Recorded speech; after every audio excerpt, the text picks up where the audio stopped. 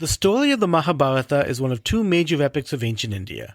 It is said to have originated in 400 BCE and has been retold millions of times since, going through numerous iterations and transformations as it traveled throughout India and into Eastern Asia. The Mahabharata is considered a cornerstone of Hindu and Indian culture. Welcome to Not Your Mother's Mahabharata.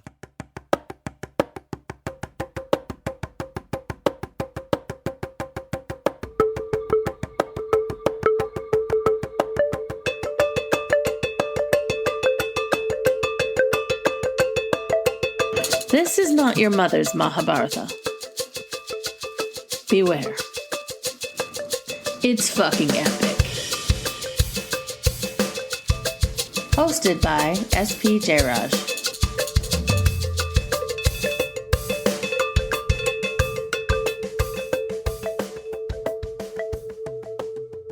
Welcome everyone to Not Your Mother's Mahabharata.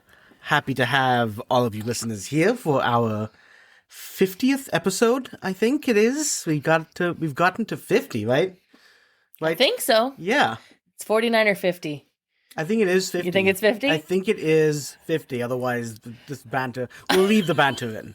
We'll leave. Yeah, it's dumb. At this point, everybody knows about our poor math skills, I think. Yeah, it's well documented. Yeah. Like 50 episodes. Yeah.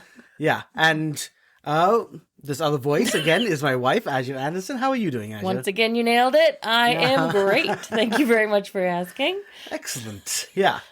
How honorable was your day today? Honorable? Yes. Oh, I think it was pretty honorable. I don't think I lied once today. Okay. Is that good? I think that's good. I don't think I told any tales. Okay, kept your promises? Outside of what I needed to. Kept my promises. Oh, yes. Good. Awesome. I nailed it today. Great. Great for the story. Okay.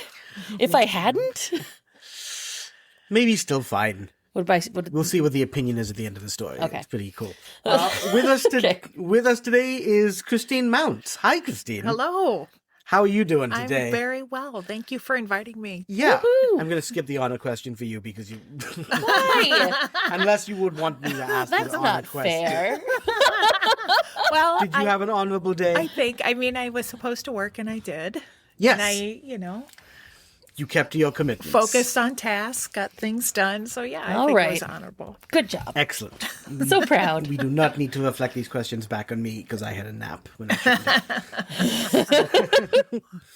Yeah, we're really happy to have you here. Tell us a little about yourself, Christine. How do we know you? Okay. Well, you know me because somehow I think you might have contacted us.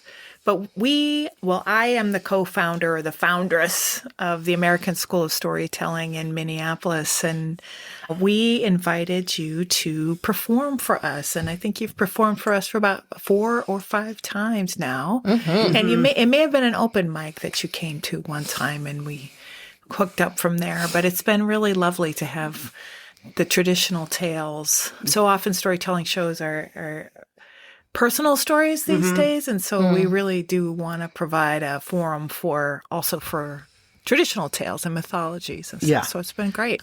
Yeah, so I did absolutely invite myself. And He tends to do that. He tends to do I was a that. little eager to I think it was after I came to an open mic. Yeah. Tell us a little bit about yourself and the American School of Storytelling. Sure.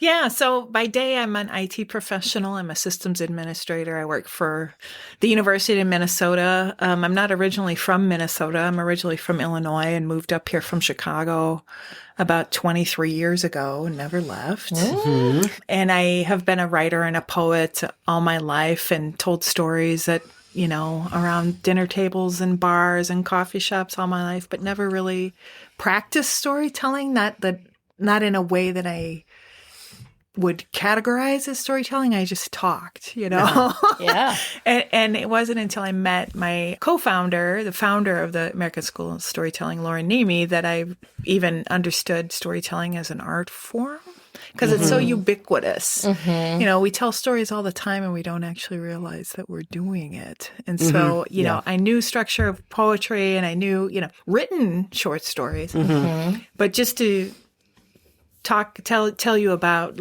like where I grew up or what it is I do for a living, and that's an art form, and it's the mother art form, of course. It spawned everything else. Yeah. But I tend to be not. I'm not a professional storyteller. Lauren is. I tend to write poetry. I write memoir.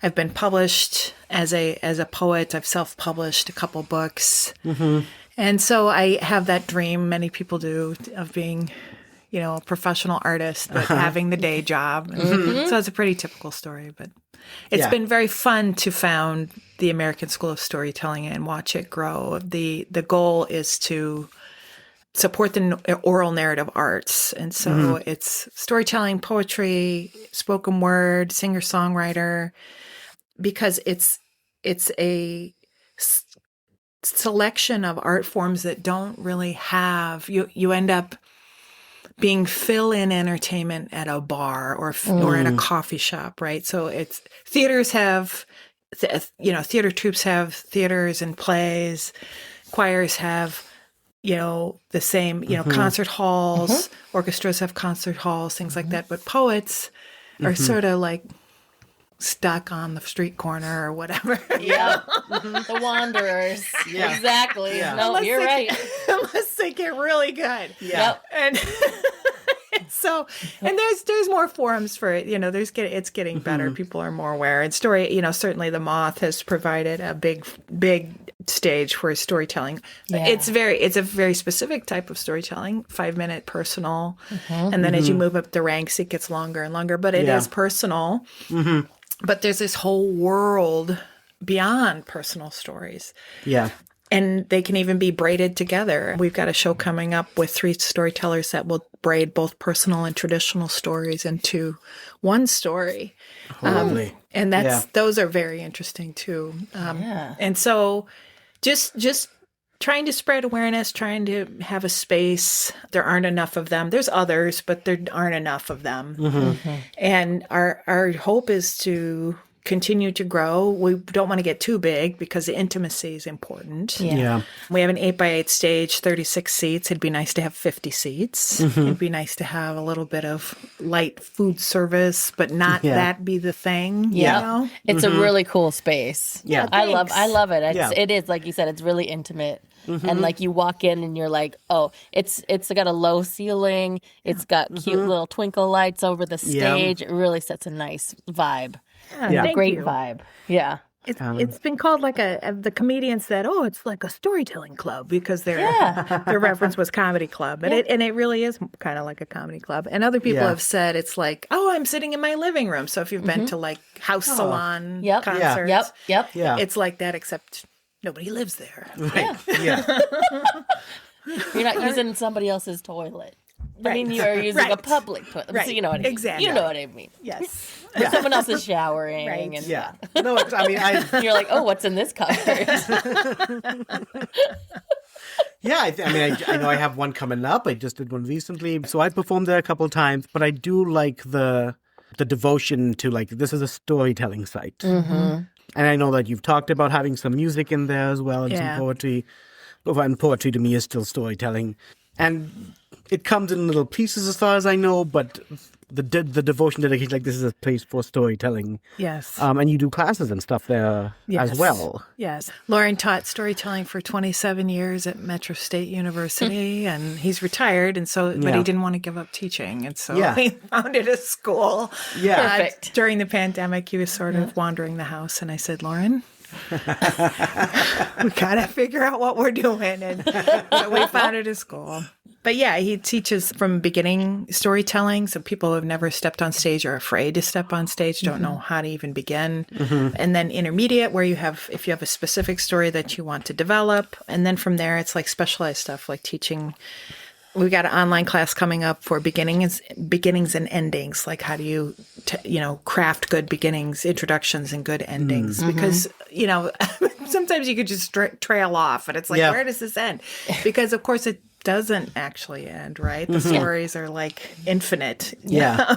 Other stuff is like what we call the body in stories because it's the erotic in stories, but we don't want people to like take that the wrong way because it's really about like talking about those things that are uncomfortable without being graphic unless you want to do that. So it's like, where is that in between not talking about it, not talking about intimacy and then getting too blunt or too graphic. That is intimacy. a very important topic because there are some very poorly written, like, supposed to be sexy scenes in books. Yeah. Like, there's a lot of them that are like, oh, you actually don't, have you ever done this before? Like, that's...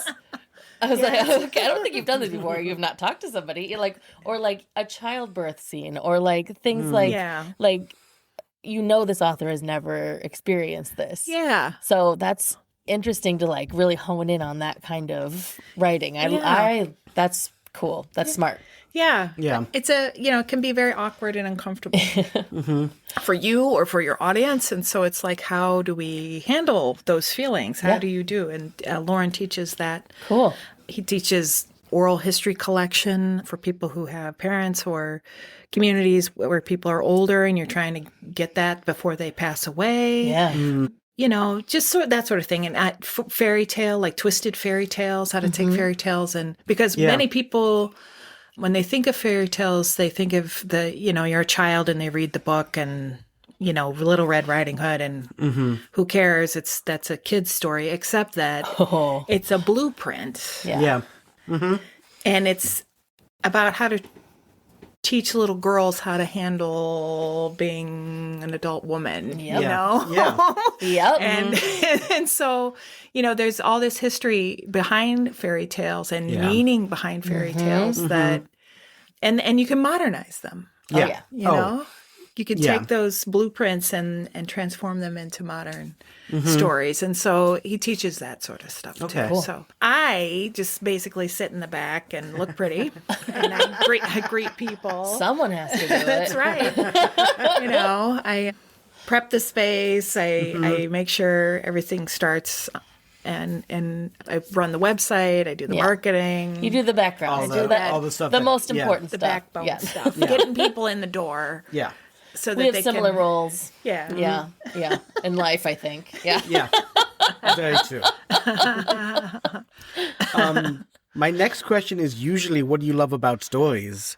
I feel like you've answered that unless you want to add more to it. What do I love about stories? Yeah. Why it's- there's devotion to them? Yeah. Yeah. I will speak as a writer because my performance storytelling has only just started. I mean, I was in theater in high school and I did declamations in elementary school, if anybody knows what declamations are. But for me, I have this experience of life and I'm trying to make sense of this experience of life, right? I think we all are, right? It's like, it's very confusing and sometimes sort of shocking and painful. And it's like, how do I make order out of what appears to be chaos?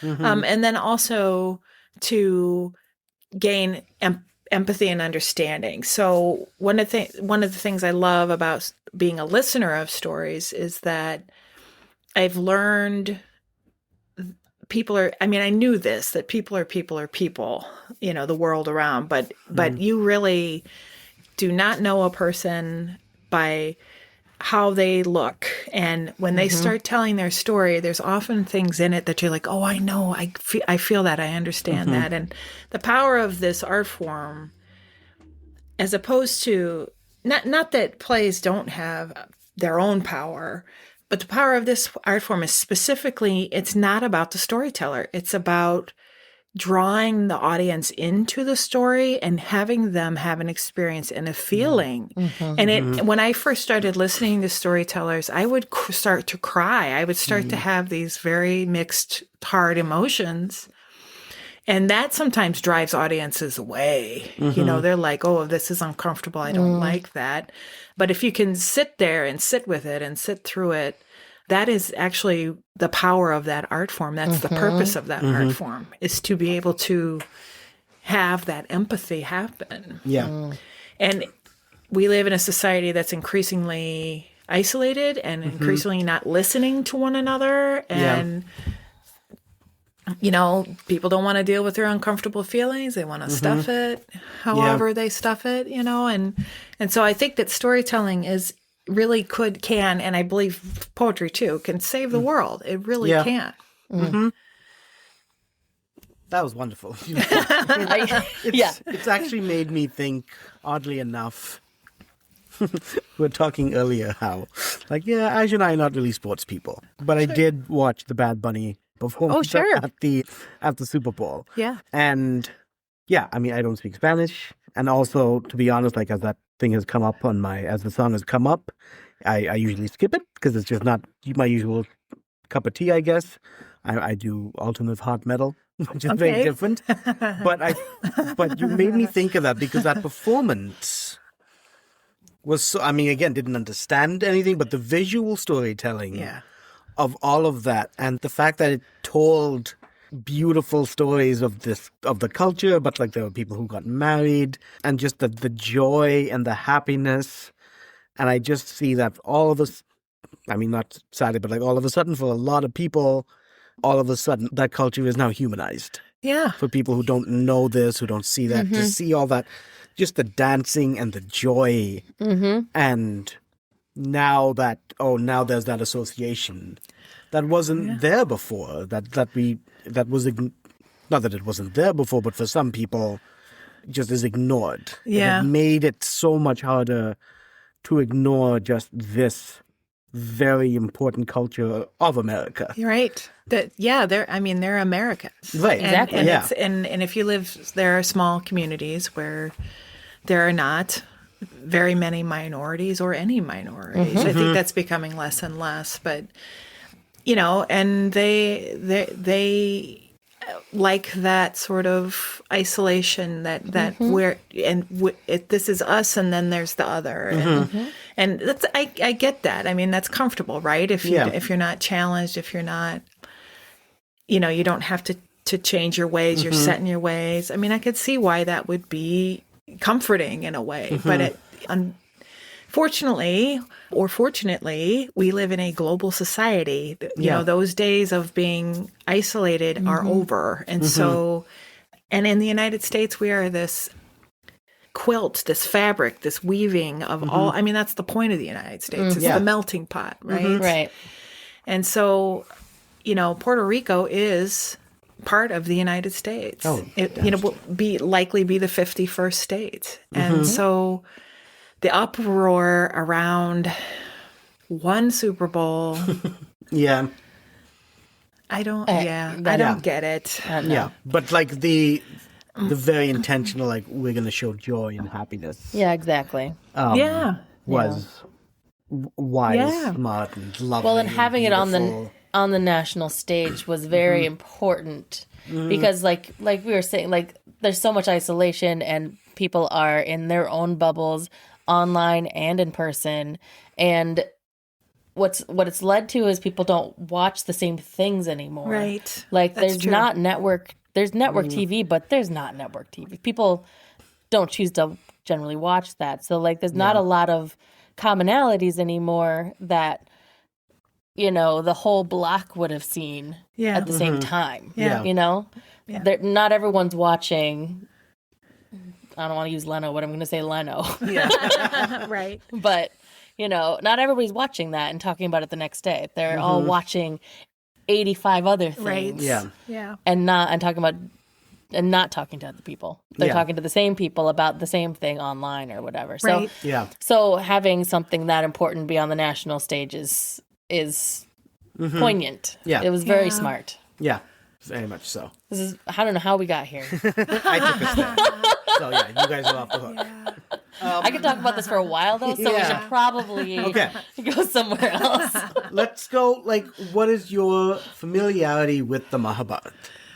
I knew it was the Indian epic tales, and I knew that because I took Eastern religion in college, and we studied some different texts from Asian Buddhism, from Hinduism, from Islam, all of that. We studied all that stuff. And so that is about as far as I got. Okay. And so my real exposure to it has been your stories at our space. Nice job.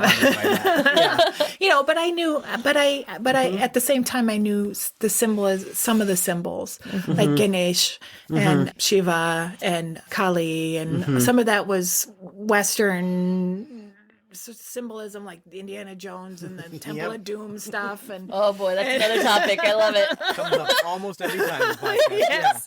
yes, Some people's first exposure. yeah, well, Yeah. Which, again, it might have been. I don't know. I don't know. Some Because- people's. I'm not saying here yeah. specifically, but some people's for sure. Because I was lucky that my parents took me. I grew up in Peoria, Illinois. Okay. My parents Okay. took me up to Chicago to like the Museum of Science and Industry and Field Museum, and those. So I got exposure to other cultures. Great. Yeah. And so I knew about Ganesh. I didn't know why he had an elephant's head. Okay. I knew about Kali. I knew she was married to Shiva. I knew she had this other side to her, but it was all very vague. Yeah. And so it's been, and I love curry. I love, it is my favorite food is curry, truly. Yeah. And so I've been lucky to have some exposure, but not with the texts. Yeah. Okay. On that, let's dive. You gonna tell us a story? Yeah.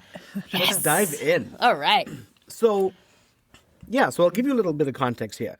So the Mahabharata is essentially about these two warring clans of the same family. One is the Pandavas, and I would say, spitballing here, 80 to 95% of the time they're the good guys, as like even the interpretation. And then it is the Kauravas, and there are 100 Kauravas, and usually seen as the bad guys.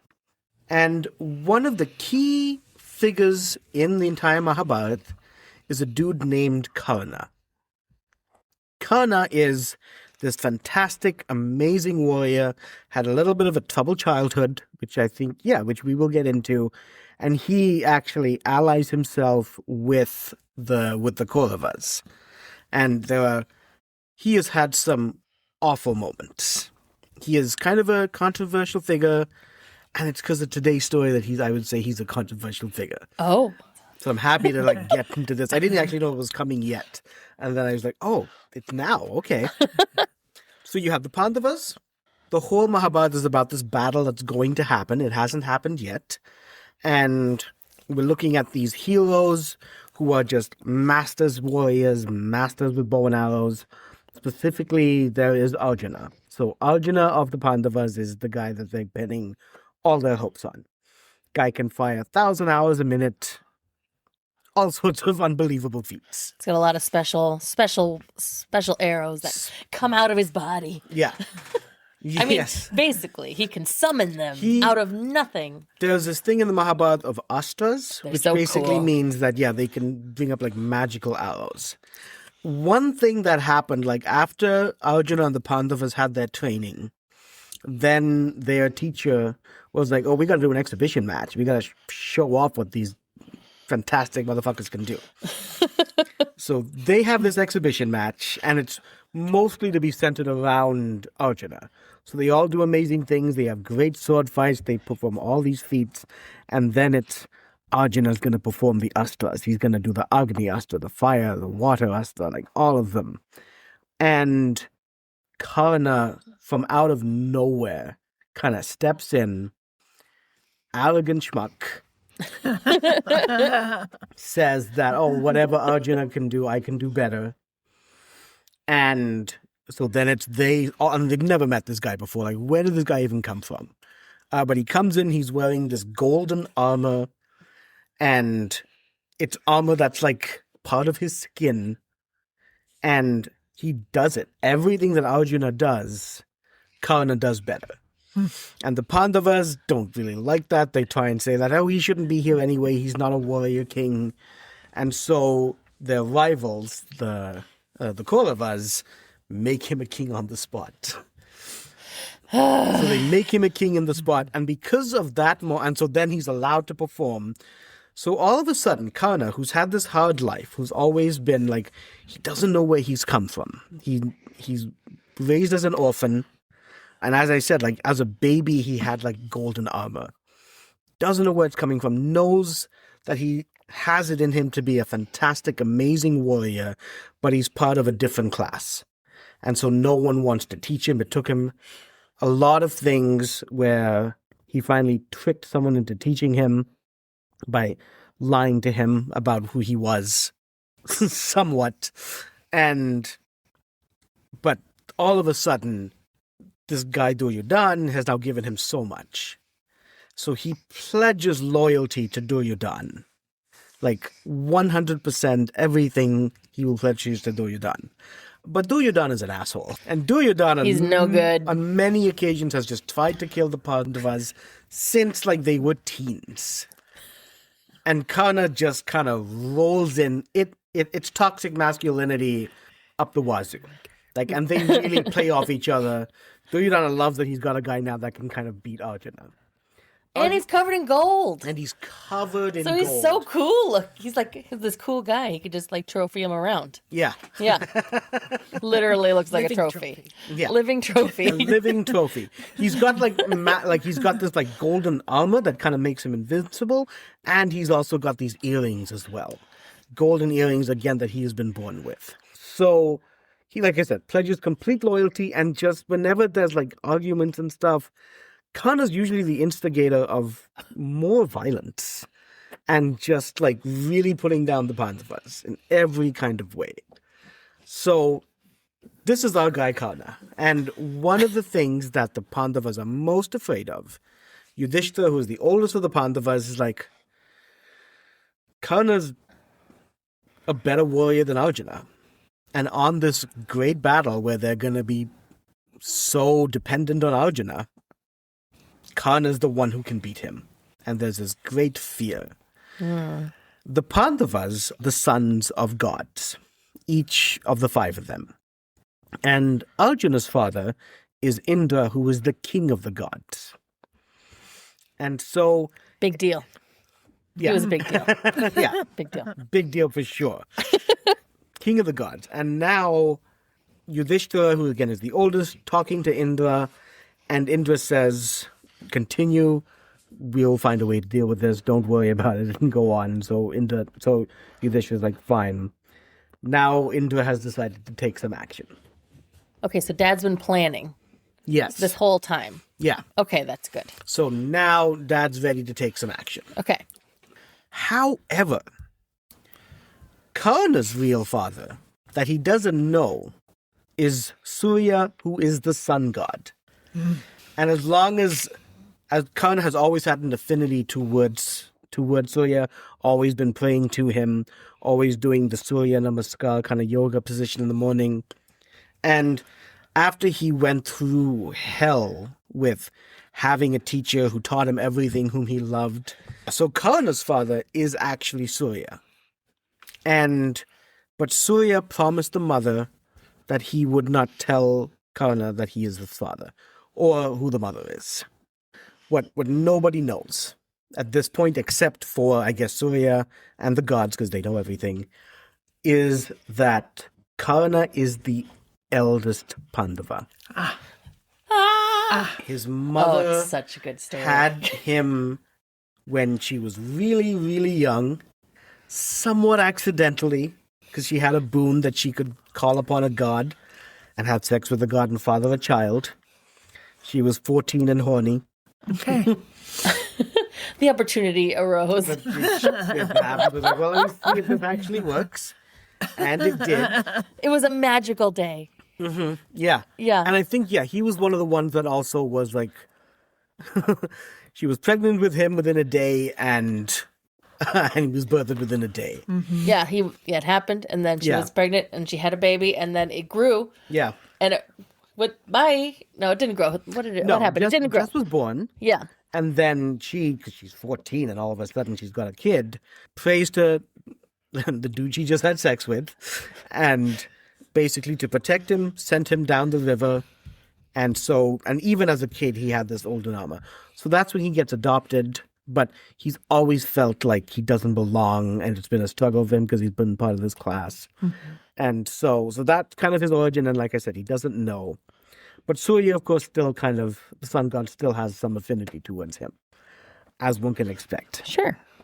So when Karna's sleeping one night, he has a tradition that he started where he would, let's say noon, I'm not exactly sure, but at noon, I think it's either every day or some sort of regular occurrence, if anyone asks him for anything, he will give it to them.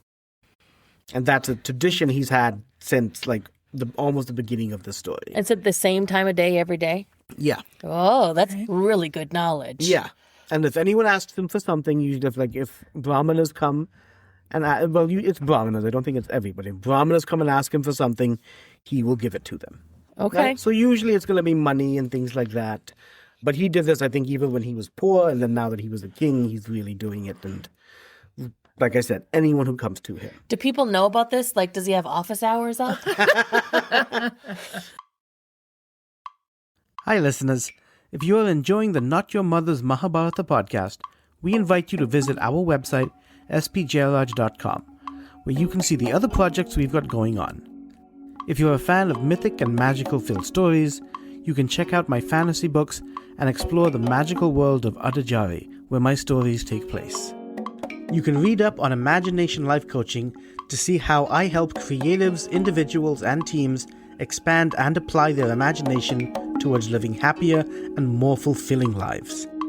You can also look up my related self-help books that are inspired by global myths. If you live in the Twin Cities metro and want to see me tell stories live, you can look up the calendar to see my upcoming shows. Or, if you are interested in bringing some storytelling and imagination directly to your community, there is the option to start that conversation on the website as well. And of course, you can check out all our episodes of the Not Your Mother's Mahabharata podcast. You can find all of this and more at spjayaraj.com. That is spjayaraj.com. All right, back to the show. Yes. I think it is a Like known the Karna thing. is in? Word of mouth. word of mouth. Got it. Okay. Yeah. There's no It's bell not to a- ring. Ding, I ding. don't know there's a bell. We'll say word of mouth. And Yeah. can people come more than once? Yeah. Does he have a ledger? Does he keep track? I don't think he has that ledger. So I would say yes. It's just if anyone, and I think it is specifically like the Brahmana class. So it's kind of like the class that doesn't have, just that doesn't like deal in money so much. So they need some sort of extra stuff. People who are more needy. But I think specifically the Brahmana class. So the night before, he has a dream. And it feels a little bit like a lucid dream. And a Brahmana comes to him in this dream. And this Brahmana himself has like kind of really fiery eyes. Cool. And the Brahmana comes to warn him. Dun, dun, dun. Tomorrow, a Brahmana will come to you, and they are going to ask for your golden armor and your magic earrings. What? They're going to ask for that. And it's part of his skin, by the way. Yeah. And even the earrings, they're part of his skin. Yeah. But they're going to ask for that. This is going to be Indra. This is going to be Arjuna's father. They know how invincible this armor makes you. Indra is going to ask you for your arm, for your earrings. Do not give it to him. I mean, what would he do? Cut it off? Flames. Flames. Maybe. Flay his skin off. They could fillet. Oh, God. Yeah.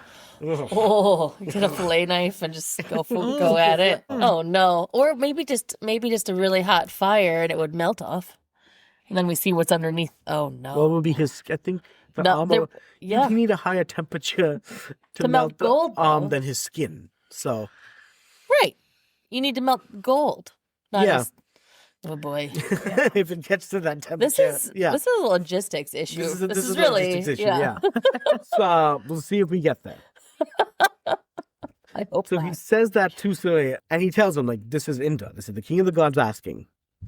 So, again, do not give it to him. And Karna kind of takes a moment to himself and he's like, I've made this vow. I've been doing this for years. So much honor. So much honor. We're getting into the honor. It is that, like, I am known for this. And, like, once this day passes, I will forever be known for this. And that's what I really want. Like, for Karna, there's always this debate as far as, like, how people want to frame him. Is he doing it for honor or is he doing it for fame? Mm. And multiple, again, different sources, different takes on that, right? But he says that I'm going to do it. Like I have to, and especially if it's Indra, especially if it is the king of the gods coming to ask me. Yeah. So he's trying to make the argument is like, you do this for brahmanas. This is no brahmana. This is a guy in disguise. Yeah, but it's a god. I mean, Yeah. if a god is asking me for something, then I'd be honored to give it. Like, I have to give. And there's so much just back Damn and honor everything. so much honor. And there's so much like back and forth here of what this is. And so Surya says, like, try offering him other things. Try offering him women. No, he loves his women. Okay. You know, you have a whole kingdom. They like it in the heavens. Do that. Try offering him wealth, just jewels. Try offering him all the other things. Try offering him the kingdom itself. But do, like, whatever you don't give him this. And Karna just kind of goes on this, he goes on this kind of bent on, like, my honor is more important to me than my life. Like, true, like, death before dishonor sort of thing. And so he says, like, listen, your earrings and your armor have been blessed by the mother of the gods. Your earrings were made by the mother of the gods, Aditi. And the armor was dipped in Amrit, which is this magical elixir type thing. They churned up, there was a great battle between the gods, well, great cooperation and tenuous cooperation between the gods and the demons when they churned the ocean, and the whole reason they did that was for Amrit. This is what your armor has been soaked in. It is keeping you alive. It is keeping you actually immortal. Is he sold yet? He's, at that point, he's just kind of continues with the fact that I care more for my honor. I care more for my name. These boys, all the boys in this whole story. Sorry. Listen to your father. Even if you don't know it's him. Yeah, he right. he doesn't know it's him. All right. Sorry, that was my outburst. There's generally at least one. There might be more. Oh, no. So Surya makes the plan, asks him to do that, and does all he can.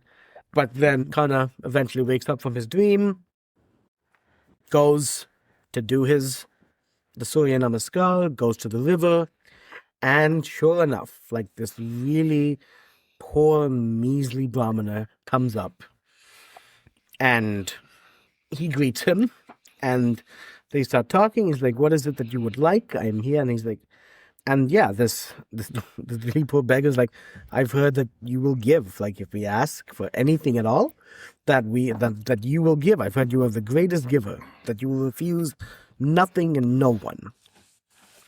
And Karna says, yes, what is it that you would like? Would you like wealth? Would you like money?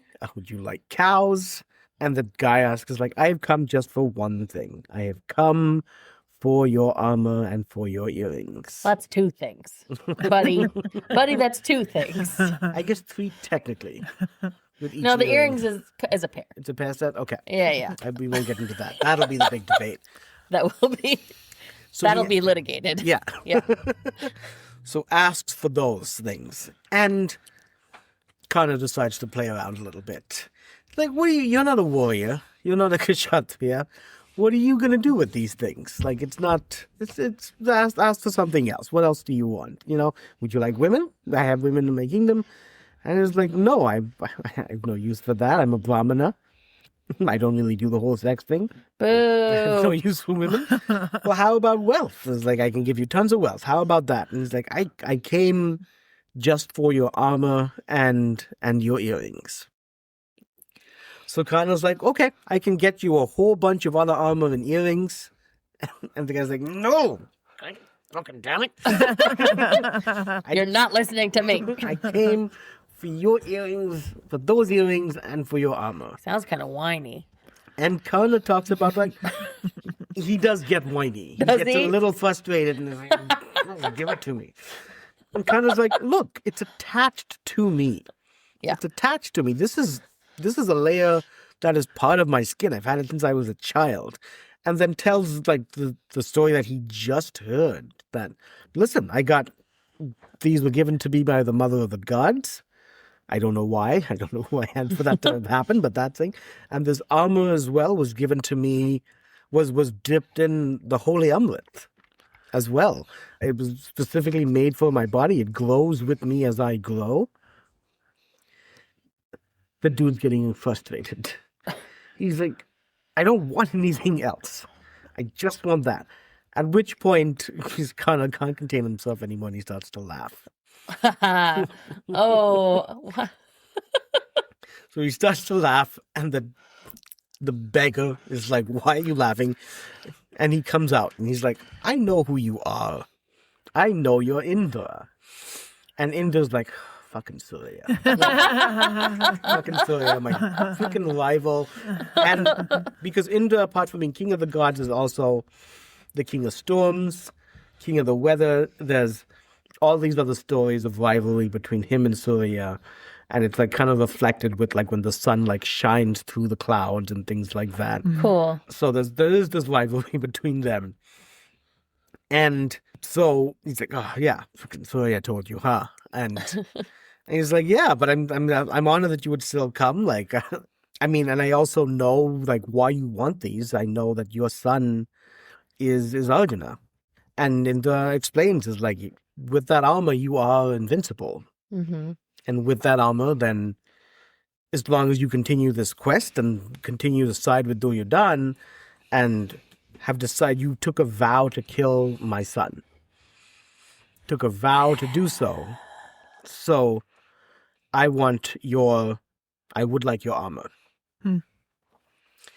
And Karna says this to him. And he's like, okay, I'll give you the armor. But I do want something in return. But let me tell you why I want these things in return. If you give nothing back to me, then the world will know that you have done this, that you took this armor from me.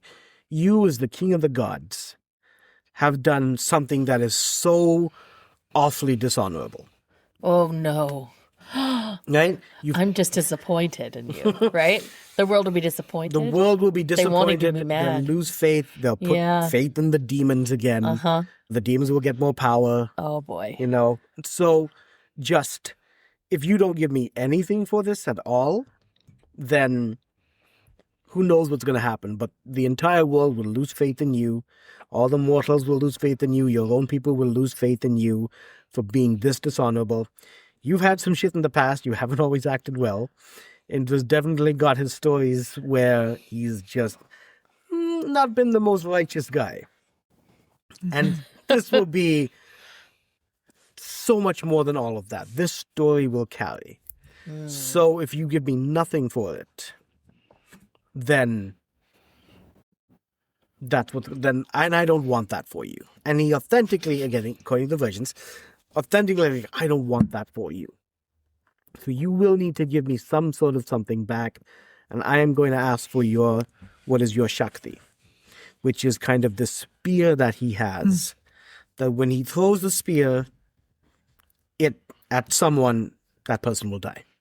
He's not asking for skin? For Indra's skin? Just some skin. Like, he's going to take his armor. He's not going to have any skin. Yeah. Like, he's just going to be innards. At least ask for skin. That's the You skin. look like the Grey's Anatomy guy. Yes. Right, in the book. Yeah, how is he going to Just go into muscle. battle like that? Everything's going to flop around. It's just going to have to... Or a tight robe or something. Just something he can cinch. You know? Wetsuit. A wetsuit would be good. Yeah. He unzips it and... Oh, God. Everything flops out. Terrible. He needs to think more practically. Yeah. I like the that's fine though. I mean, Yeah. a weapon. I mean, that's normal. He's all about the honor. I don't know if practicality and honor necessarily are in sync in this story so much. Yeah, but you can't kill people if you're already dying. Yes, that's fair. You have to put your Fair. mask on first. Yeah. Ooh. Also part of the argument. Surya brought that up too. Tried to get him to say like, you're going to be in this battle. You've taken this down for Duryodhan. If you go in a battle without this armor, you will die. And you have family, you have kids, but none of that mattered to him. Of course not. All of it was about honor. And the fact that he's kind of just generally been unhappy and out of place. He's always just wanted to know. Sure. Just not knowing where he came from has haunted him his entire Sure. life, even Sure. through his wealth. So none of that is working. All right. So Indra agrees, and he takes out his Shakti, which is either like a dart of some kind or a spear, and does hand it to Karna. So now the deal is being done. So Karna takes the spear, puts it aside, and takes out a knife, No. and he cuts off the earrings. Oh. Ting, ting. Mhm. Okay. And then Oh, no. starts cutting into his collarbone and just starts to kind of cut deep and peel, trying carefully not to hit any organs. Oh, my God. And at this point, Indra's like, oh, I didn't know how gross this was going to be. This is I body shouldn't have horror. had that big lunch. Yeah. He's like, this is body horror Should disgusting. have had awful for lunch. Sorry. Well, And he just starts to like cut, and like he just gets at it from different sides, oh, no. and just like pulls, and is just and that's to just take it off, It's just peeling. and it's all coming off as one piece. Amazing. So it's not like he breaks off a piece and then can kind Yeah. of. So like to even like kind of the surgic required to like kind of cut past the armor. It probably has like a bit of a suction-y sound as it comes off. Yeah.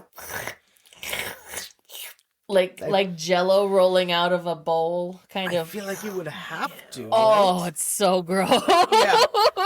And of course he's like bleeding the whole Of course. tray. And like I said, Indra's like, oh, like I've seen a lot of things in my life, but I've never seen a man cut off This his is- chest before. yeah. Does it go Yeah. all the way down to like his belly button? Does it all go? How far down does it go? It goes down to his groin. Whoa, mama. So, or at least above the groin. Right above it. Yeah. So then Holy he Hannah. gets under there and starts cutting the Oh my from God. beneath and it's around his back and everything. His too. back too? Yeah, like the arm is Wait. it's around his entire. So did he cut off? Frame. Is it the front and then the back? Is that how he did it? Like, how did he cut the back off? He just kind of stuck his knife behind his head so and starts flexible. peeling. And yeah, I mean, he's been doing Surya That's Namaskar true. every day. He has been doing that. He's been doing a lot of He's- yoga. Oh This is- my God, though. His entire life has prepared him for this moment, oddly enough. Fudge sickles. That's crazy. So he does. Probably should. Yeah, there's only just. Yeah, we can keep going on this one, but let's just say he gets the whole armor off. Okay, so he gets it off. You say it comes off as a whole piece. Does that mean Yeah. so he's cut it all off and then he's like slides it over his head like an That's what like I'm an gonna say. actual armor? He Okay. just slides Yeah. it, goes up and over, but it's not on his. Was it on his arms? It wasn't on his arms. Okay, so it's a chest plate It's a chest all the way down to plate. his groin and his back. Yeah. That's easier. Yes. Okay. For some Yeah. reason, I thought it was on his arms, and that's Like his whole skin. It's Yeah. all of him. Yeah. Except for underneath. Yeah. Yeah. Except for No, he it's does. like the opposite of pantsing a frog.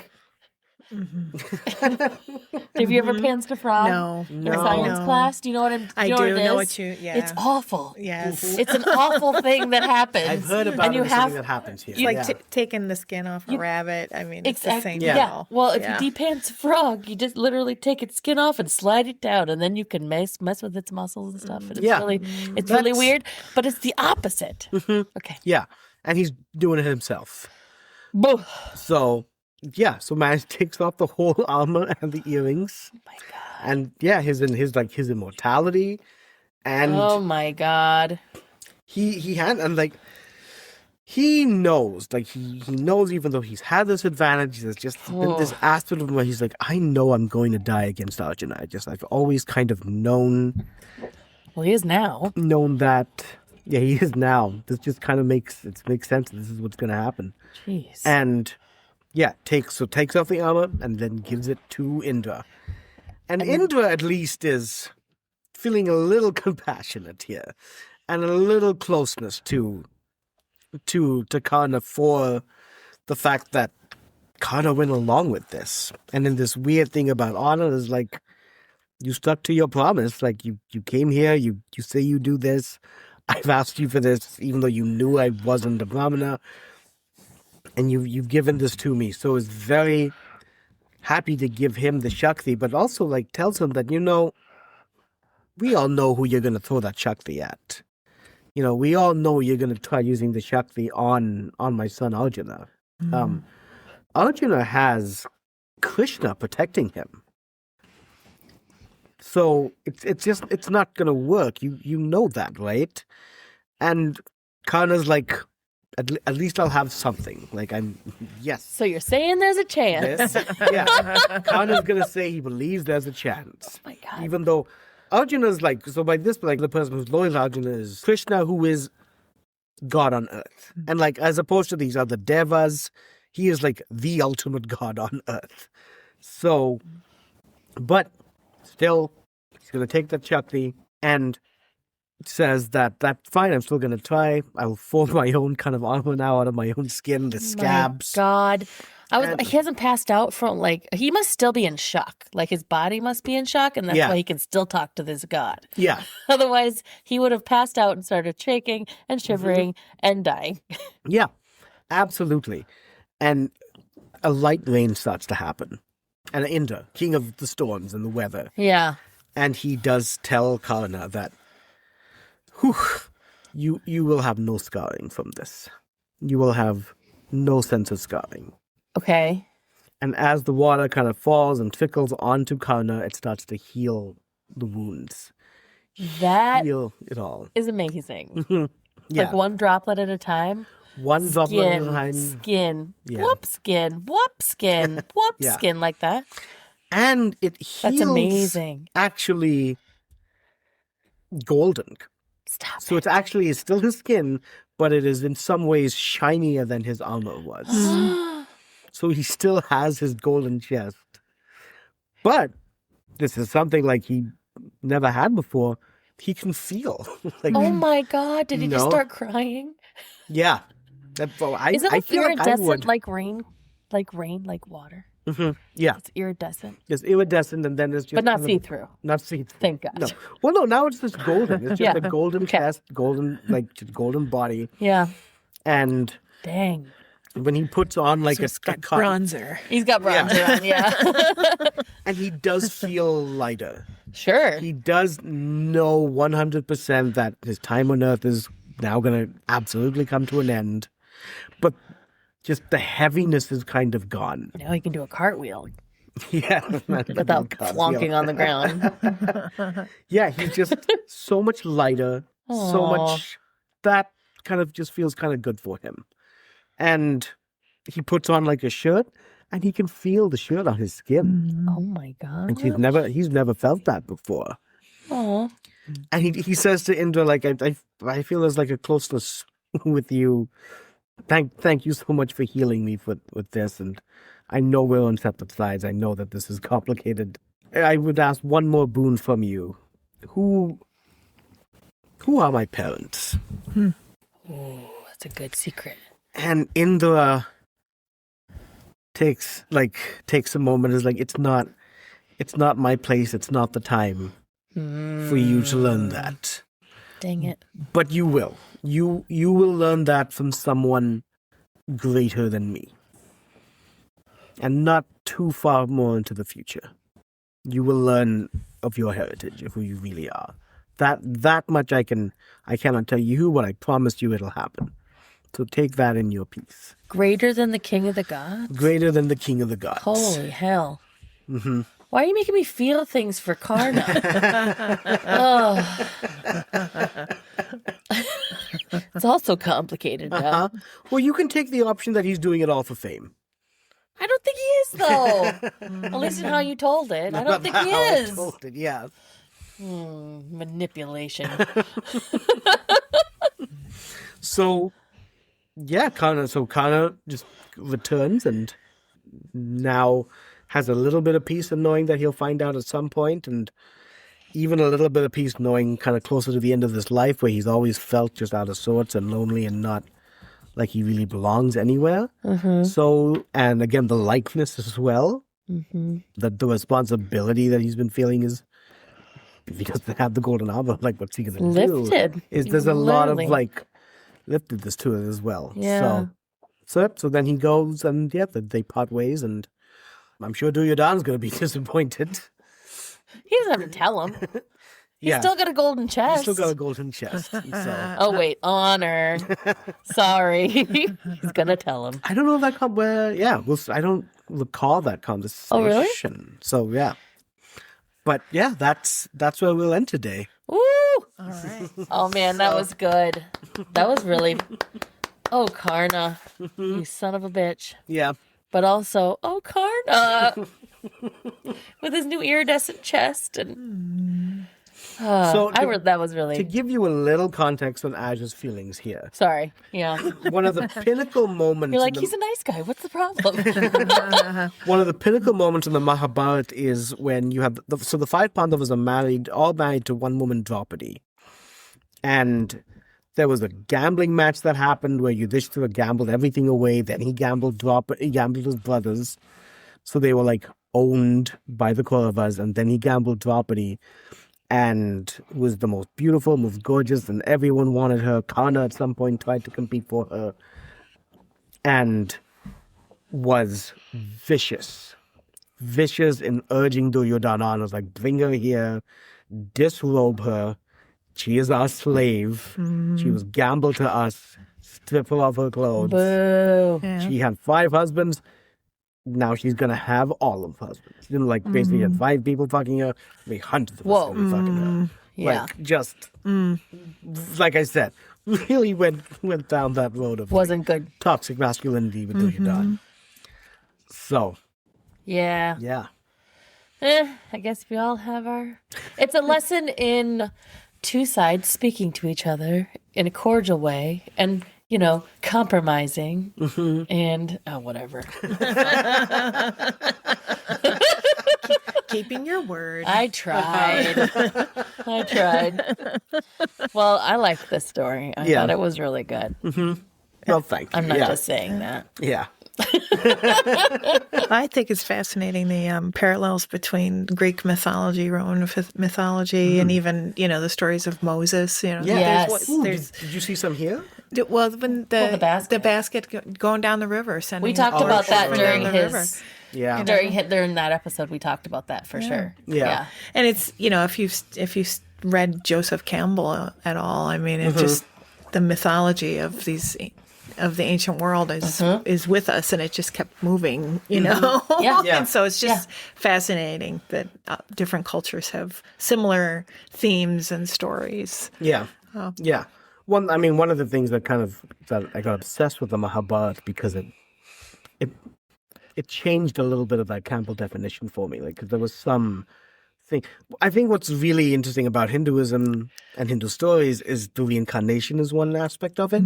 And that so there's ideas that we've talked about before where Karna was like a demon in an earlier life. And this life is his penance. for what he did then. So, but that's something that is there in Hindu mythology that isn't so much in the other ones. And I think that's one thing that I love that about it. But it wasn't as clear cut for me, like the Arthur Joseph Campbell Hero with 1,000 Faces stuff. That's one thing that kind of drew me into it, that it shattered my perspective a little bit on things. But the heroes are still like kind of there, like they still do some like the journey and things like that. Right. So, Yeah. Yes. Amazing. So that's what I've got for you guys today. Well, thank you. Yeah. That was Thank wonderful. you. Yeah, it was lovely having you here. Yeah, thank you for being This here. was a good time. Yeah. Good. I'm glad you had fun. Yeah. I'm honored that you asked me. Aw. Oh, absolutely. Yeah, listeners, American School of Storytelling, do look it up. By the time this episode comes out, my performance will have passed. But oh well. Go see something else there. Go see plenty of other things there. Go take a class there. It's in Minneapolis. It's in Minneapolis. And on that note, thanks for being here, Christine, and have an imaginative day, listeners. Thank you for listening to this episode of Not Your Mother's Mahabharat. Please like and subscribe to the podcast so that you don't miss our next episode. My name is Satish Jayaraj, and I am your storyteller and researcher. My wife and co-host is Azure Anderson. Azure also wrote the theme music, she did all the editing and producing, and essentially did all the work to get this podcast to you. Without her, it would just be me swearing ancient stories to friends in our living room. If you want to support the podcast and hear additional content, you can do so by becoming a member of the podcast on Patreon at patreon.com/NYMM podcast. We would like to thank our current patrons for their support. Errol the Hamster, Dinosaur Sauce, Praveen Prem Kumar, and Mitchell Kusek. Have an imaginative day.